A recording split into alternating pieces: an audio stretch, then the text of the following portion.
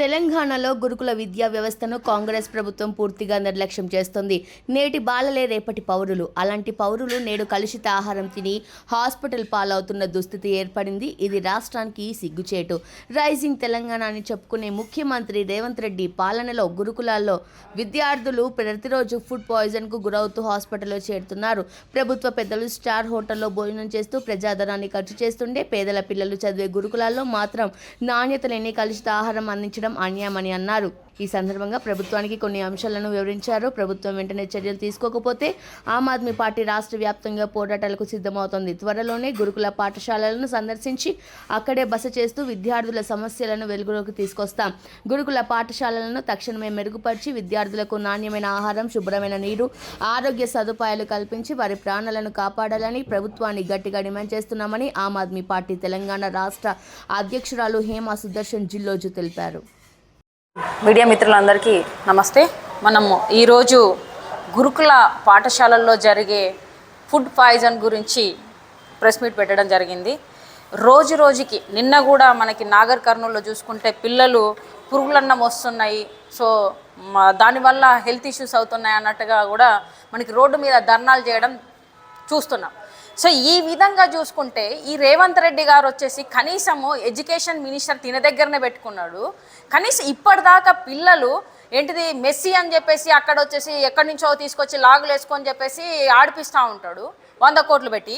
పిల్లలు వచ్చేసి ఆ రోజులో వచ్చేసి ఎంత దగ్గర 140 మంది వరకు వచ్చేసి హాస్పిటల్ పాలైపోయారు పురుగులన్నం తినడం వల్ల. గురుకుల పాఠశాలలో కనీసం న్యూస్ వచ్చినా కూడా దాని గురించి పట్టించుకోకుండా వచ్చేసి ఇది పెట్టుకున్నాడు. సిగ్గుండాల ఇప్పటికైనా కానీ ఇంకా ఏంటిది యంగ్ ఇండియా పేరుతోని గురుకుల పాఠశాల పేరిట 1000 కోట్లు అంట. 1000 కోట్లు రేవంత్ రెడ్డి భారీ దోపిడీ అని డైరెక్ట్గా వాళ్ళే పేపర్లలో అంటే ఆయన చేస్తున్నారు దోపిడీ అనేటట్టుగా వస్తుంది చూసుకుంటే. ఏంటిది దీంట్లో గురుకులకు మరోవైపు వచ్చి యంగ్ ఇండియా గురుకుల పాఠశాల పేరిట ఒక్కో స్కూల్ భవనానికంటే 200 కోట్లు అని చెప్పేసి అట్లా చెప్తున్నాడు.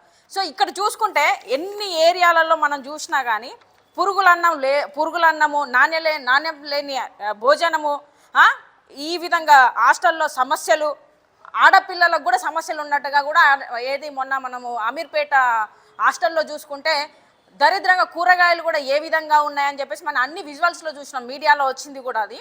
కనీసం ఏంటిది పిల్లల యూజ్ చేసే ప్యాడ్స్ దాంట్లో వచ్చేసి అన్నం రైస్ని కడుగుతున్నారు అన్నట్టు కూడా చెప్తున్నారు. అంటే ఈ విధంగా పర్టికులర్గా చెప్పడానికి కారణం ఎందుకు అంటే ఇంత దారుణమైన పరిస్థితుల్లో మీరు అసలుకి ఈ ప్రభుత్వాలు ఏం చేస్తున్నాయి గురుకుల పాఠశాలల్లో పిల్లల్ని వేయడం అనేది. అంటే ఇప్పుడు మేము ఏం చెప్పాలి అంటే మన ప్రజలందరము ఇప్పుడు రేవంత్ రెడ్డి ఉన్నంత వరకు గురుకుల పాఠశాలల్లో పిల్లల్ని పంపించొద్దు. 10th క్లాస్ వరకు చదువుకున్న గురుకుల పాఠశాలలో పంపించొద్దు, మీరు ఇళ్లలో పెట్టుకొని చదివించుకోండి అన్నట్టుగా చెప్తున్నారు. ఎందుకంటే ప్రాణ నష్టం జరిగే అవకాశం ఉన్నది. ఫుడ్ పాయిజన్ అయ్యి రేపు పొద్దున ఏదన్నా జరిగి పిల్లలు చనిపోతే ఎవరు బాధ్యత? ఏం చేస్తున్నారు ఈ రేవంత్ రెడ్డి గారు? మొన్నటికి మనం చూసుకుంటే మన ఏంటి మంచిర్యాల జిల్లాలో కూడా జరిగింది.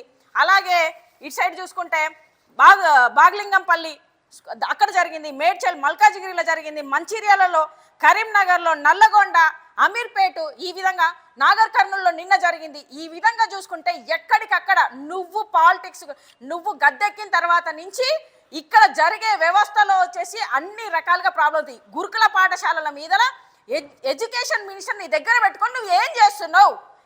మేము ఒకటే ఆమ్ ఆద్మీ పార్టీ నుంచి డిమాండ్ చేస్తున్నావు, నువ్వు వెంటనే వచ్చేసి ఎడ్యుకేషన్ మినిస్టర్ని నియమించు. పాఠశాలల్లో ఏం జరుగుతుంది వీటన్నిటి మీద దృష్టి పెట్టు. ఈ 100 కోట్లు 1000 కోట్లు అని చెప్పేసి ఉన్న వాటినే నువ్వు వచ్చి కరెక్ట్గా చూడలేకపోతున్నావు. వాటిని వదిలిపెట్టి 1000 కోట్లు 100 కోట్లు ఏంటిది స్కూళ్ళని డెవలప్మెంట్ చేస్తా, ఏంటిది ఏమంటాడు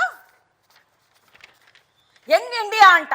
కనీసం ప్రాథమిక వసతులు లేకుండా కూడా పిల్లలు ఈ రోజున వచ్చేసి మనకి అక్కడ ప్రమాదాలు జరుగుతున్నాయి అని చెప్పేసి అంటున్నారు. అదేవిధంగా ఫుడ్ పాయిజన్ అంటున్నారు, కేవలమైన ఫుడ్ పెడుతున్నారు, ఆడపిల్లలకైతే సమస్యలు ఉన్నాయని చెప్పేసి ఈ విధంగా వస్తుంటే నువ్వు ఏం చేస్తున్నావు అని చెప్పేసి మేము అడుగుతున్నాం. నువ్వు వెంటనే వచ్చేసి ఎడ్యుకేషన్ మినిస్టర్ నియమించు, లేకపోతే నీకు చేత కాకపోతే ఇప్పుడు 4 పోస్టులు నువ్వు పెట్టుకొని ఉన్నావు. Home minister post, education minister post, అలాగే ఏంటిది మున్సిపల్ పోస్టు, ముఖ్యమంత్రి పోస్టు.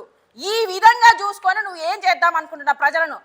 ఖబర్దార్, నేను ఒక్కటే పిల్లలందరికీ ఏదైనా జరిగితే మాత్రం ఆమ్ ఆద్మీ పార్టీ ఖచ్చితంగా నీ మీద పోరాటానికి సిద్ధంగా ఉందని చెప్పేసి నేను తెలియజేస్తున్నాను.